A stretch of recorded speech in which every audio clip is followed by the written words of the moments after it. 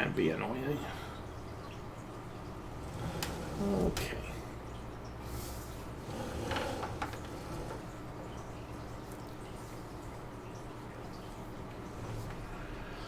Obviously once that's the thing, being able to do this with a round baler which wraps can make for a decent, you know, contract solution. But you're then stuck with the smaller bales, so it's going to take you more to ship them to market.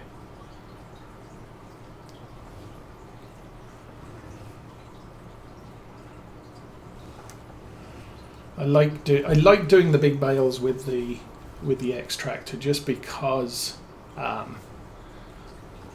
we're moving bales around less often. Now, if I had a bale stacker or bale collector, then picking up the bales isn't such an issue. So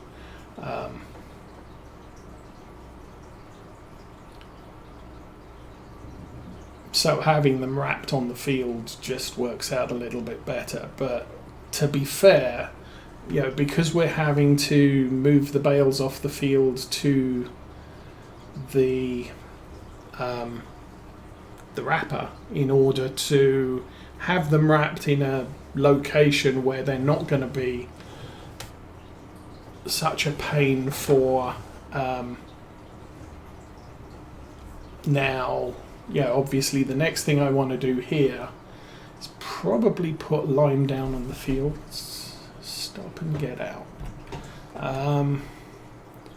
Yeah, our pH value is now okay, so only mowed twice. We don't have to. Nitrogen is definitely a problem on this field, so we probably want to spray this field. So if we're going to spray the field, then yeah, I don't want bales on it. So having a row of bales stacked along the side of the field because we just wrap them is not an ideal solution. We made it round there, and the baling tractor is a little way up. So we got enough headway on the baler to actually make the crazy turns at the corners when we need to.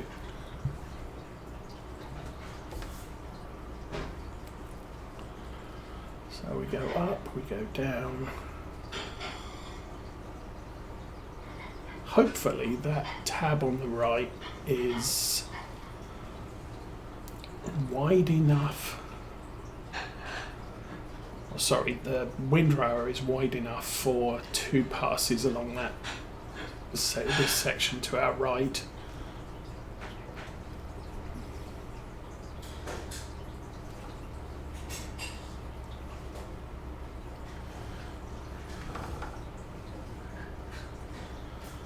Then I think we've now got the space to do the turnaround in the length of the rower or the rake.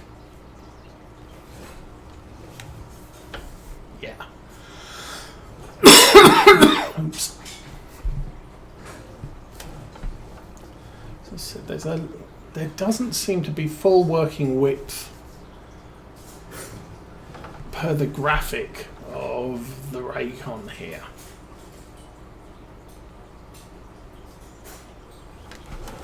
Oh, the other thing we do have is we've still actually. Oh, that might also be a thing. Money. I paid down some of the debt, so we're down to 150,000. It had, but we started with 200. So our interest payments are reduced at the moment, which is a good thing.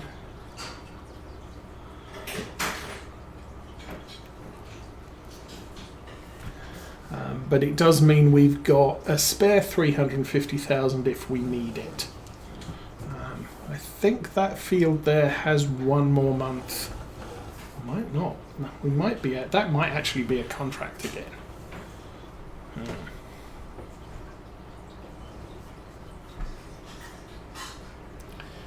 Again, missing bits on the left, but I can always come back with the baler and grab those, so no hardship there. So yeah, the bale direct, or the field directly to our south, field 51, is not going to be ready to cut until next month. So we've got 3 game days before we have to work that one, or before we can work that one.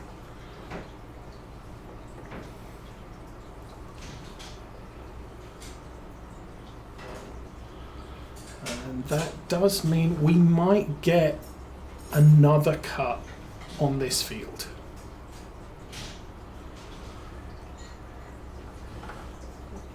Tend to the left.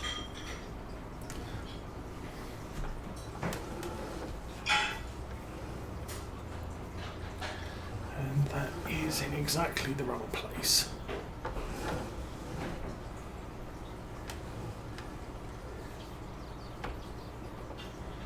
And that might now be in the way of the baler. I don't know the right hand arm on this rake is as, well,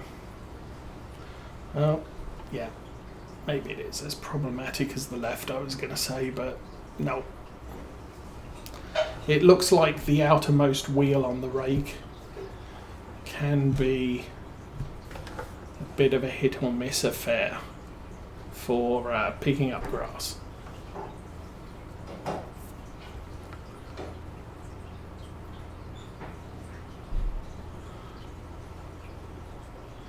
Still making good progress. Oh, it's okay.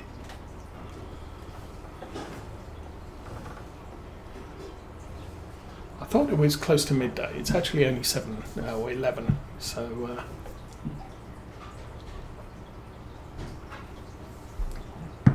we've still got an extra hour to go.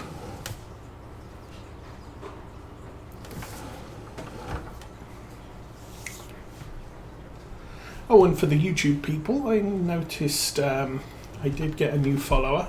Thank you for that.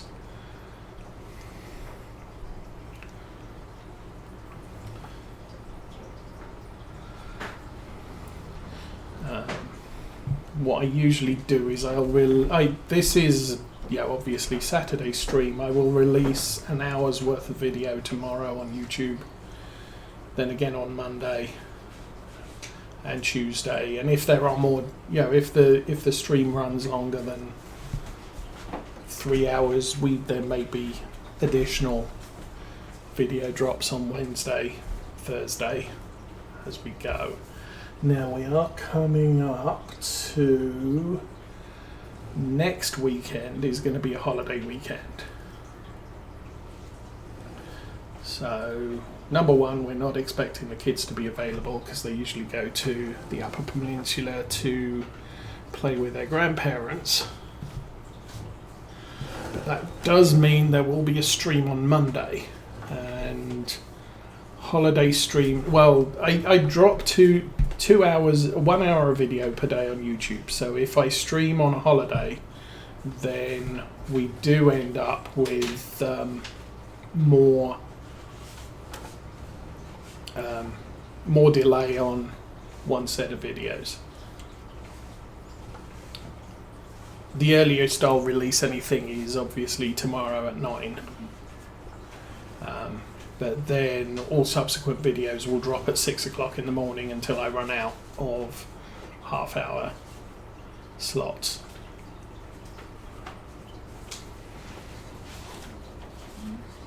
And it does mean if I need to, I can go back and see what I did last week, where we got up to.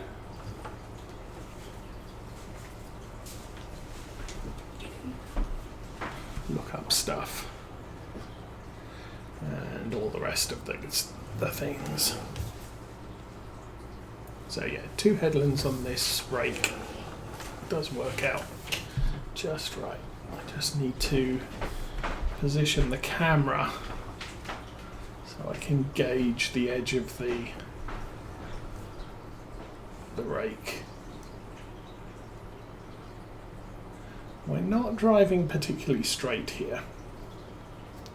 Currently running 181.6, and oh, I thought he'd stopped because he sensed me. He stopped because he was full.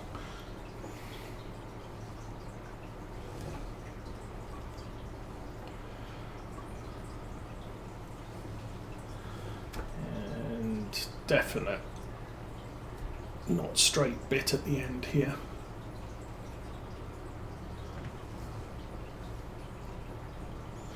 So we're now almost a row ahead of the baler. May swing about and then we'll hold up on the return.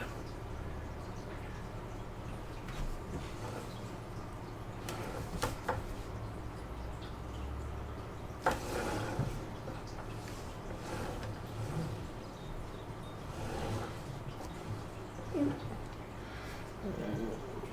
that's a sizable chunk we missed there, but should make the rest of the row straight. Okay. Okay, nothing new there. Yeah, it's a good job. We don't want 95 horse. We definitely want 105 or more. The windrower I do want is this one, which is 33. See, the one we've got at the moment's 19. 35 horsepower, 8.5 metre. This is also 8.5 metre. Needs more horsepower, but you're running the rake rather than just dragging it. Okay, looks like the baler's going to catch up.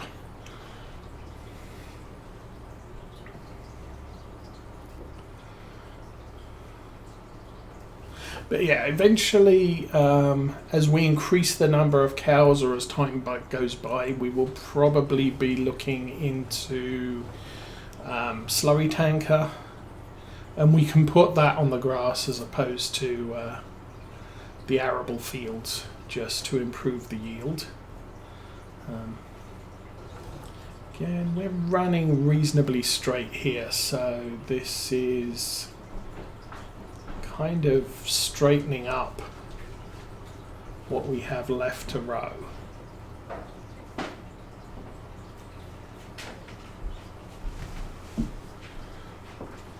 Should be able to get much straighter.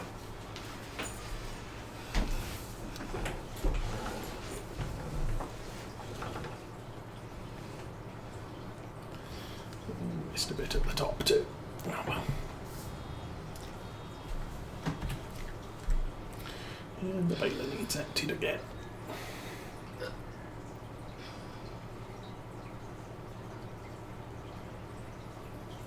So, good thing about all of this is, as I said, we're going to have fewer bales to move off the field. And since I don't have a bale collector,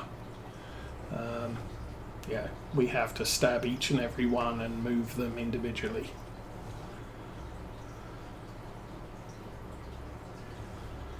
And while I have tried doing that for big fields far away, it can be frustrating moving 18 bales at a time somewhere. It's one of the reasons why I've done so many baling contracts off camera, is just the whole stacking thing.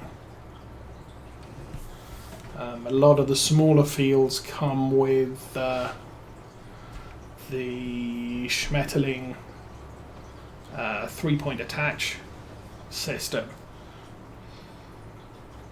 So you're moving 4 bales at a time. Obviously using my bale trailer. And a loader, you can move far more. It takes you a little bit longer to stack the trailer, but the Schmetterling's not exactly that easy either, since you need bales next to each other and they're frequently falling off when you're trying to load it. Also, with the smaller bales, you can stack more on our trailer. That's 18 bales of round bales, 180 centimetre size. If we went with 150 centimetre bales, we can get, I think it's about 20, and then 125 centimetre bales you can get, I think, 14 on the bottom row, so 26. I don't know how that works out with the volume of material you can move in one go, but 125 centimetres, you're stacking 26 bales on the back. There is more margin of error there than moving 18 bales, and I've already figured out that moving 18 silage bales is not a wise plan. So 14 is typically what I'm looking at going forward, at least while we're hauling with the Deutz. If I get a bigger tractor, I can probably haul all 18, but the Deutz struggles with 18 silage bales. So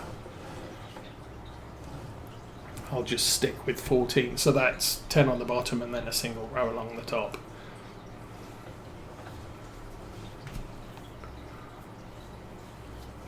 And with that single bale spike, which is part of the Quickie loader attachments pack, I'm finding it a lot easier than with the in-game spike. So loader tools. Yeah, this I just struggle with that. So we're using this one, which can be formatted, I think, for telehandler, skid steer and front loader. So I've got one for the tele-truck too.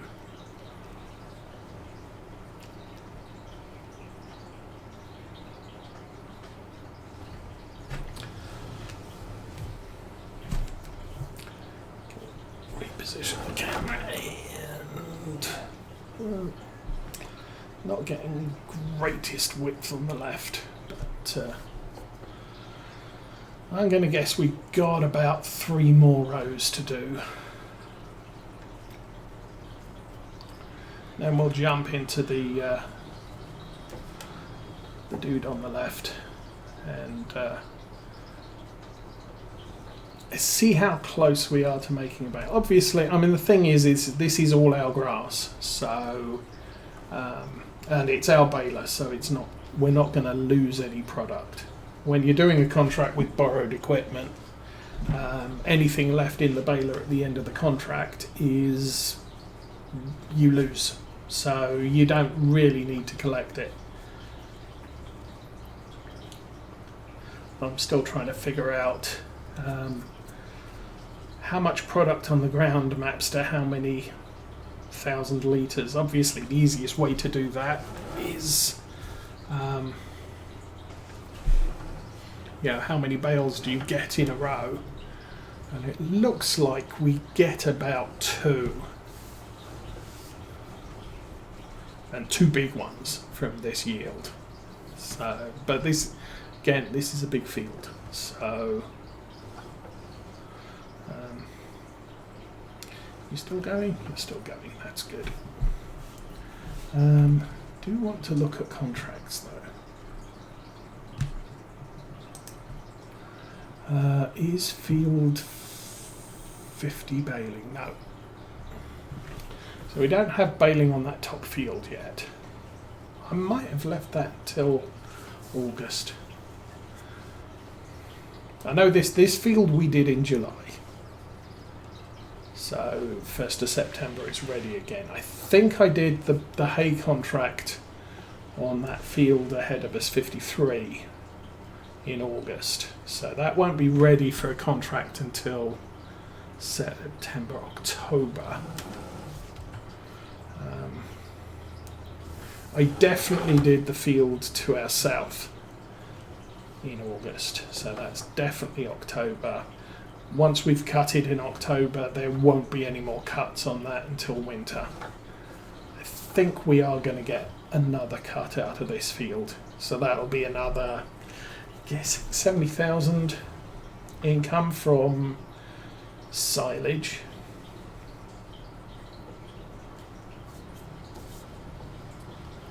So we can, yeah, we're getting to the point where potentially we can do something fairly big every other month.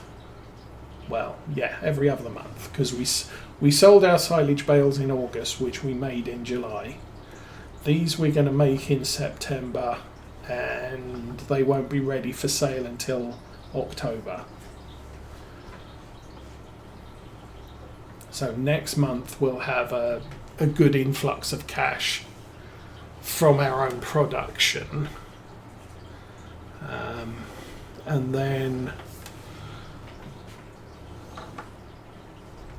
Field 51 will be ready for sale in November along with the canola. So another influx of cash. The canola probably not significantly. We've only got about 20,000 litres, which is kind of the equivalent of a small field. Although the fields on this map are quite big. The barley should be quite lucrative. So we'll be looking forward to that. I'm probably going to plant Field 51 using our current planting equipment, and then we may look at getting something a little bit bigger going forward. I think we've got the equipment that can run it. We just don't have the money to buy the equipment that we could really use. Okay, that's the end. I'll fold that up. So yeah, what am I saying? With seeders, I tend to look at something like this, 159,240 horsepower. That's very tight on our particular tractor. This one is 180, bigger working with, but it's not a direct drill. I think that one is a direct drill, is 270 horsepower, way too much. 6 meters, see that's 8 meters. This one 210, 6 meters. And then we're getting into super size. We got the Bull Gold 240 on 8. That has possibilities. It's direct seed. It does plant and thing. And then you got that, which is 3 meters, so we probably won't be going. That's an option. I didn't think about that. 240 horsepower, again, it's it's the same as that. That only has seed 3,000 litres. This potentially has 3,000 litres of seed and 4,000 litres of fertiliser or some combination thereof. So we would need a bigger tractor because our tractor just won't do that. Now you come to think about that 8S that was just up for sale last month. Where is the 8S? Is it a medium? It's not a medium tractor, surely.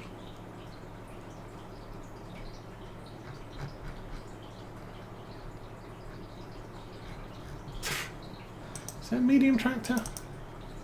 Must be a big medium tractor. Yes, 8S.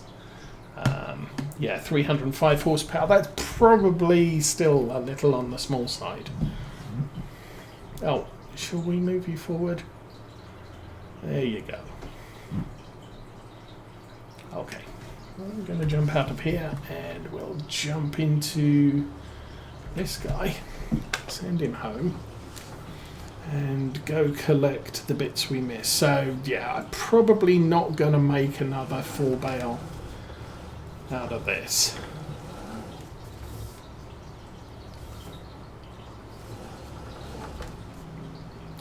But still, this is all my grass. So next time we mow somewhere with this equipment, it's my grass. We're not going to lose it. although we probably should. Oops. Okay.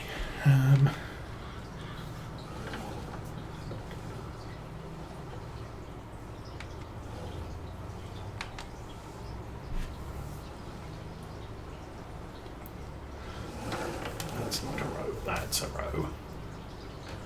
That's not a knife, this is a knife. Okay, there we go. So we've probably got a fair bit on these bits we missed with the rake.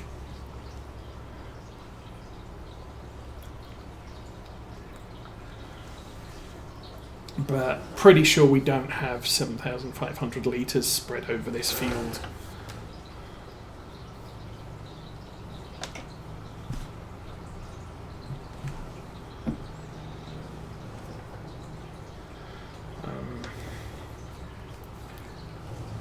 Since we don't have continuous rows, I'm just going to collect all the stuff at this end. We'll probably progress to the middle, see what we find there, and then progress to the far end and see what we find there, as opposed to just running up and down the field 20 times.